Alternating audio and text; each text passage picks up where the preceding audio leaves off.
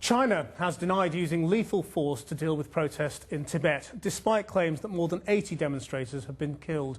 Beijing said the violence was being orchestrated by followers of the Dalai Lama and was designed to wreck the Olympics in August. China has set a midnight deadline for the protesters and is threatening to punish those who don't surrender, as James Blake reports. These images, broadcast on Chinese state-owned television, don't show the regiments of armed police which are now patrolling the streets of Lhasa. Instead, they're intended to portray the protests on Friday as a riot, brought about by violent separatists. The Chinese governor of Tibet has said 13 people were killed here. The exiled Tibetan government has said at least 80 have died. State TV cameras then went into a hospital. The newsreader claims these patients are residents who were injured by the rioters.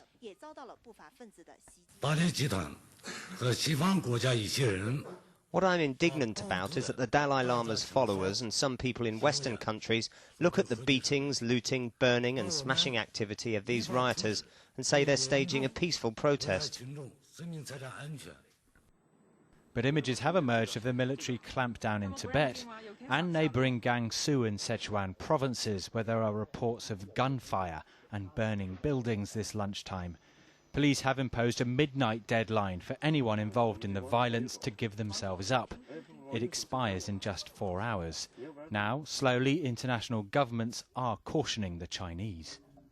These most recent developments in Tibet are disturbing, and from my point of view, I would call upon the Chinese authorities to exercise restraint.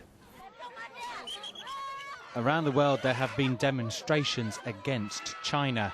In Nepal, many Tibetan exiles camped outside their local United Nations building, calling for UN intervention in Tibet, but were quickly arrested or forced away.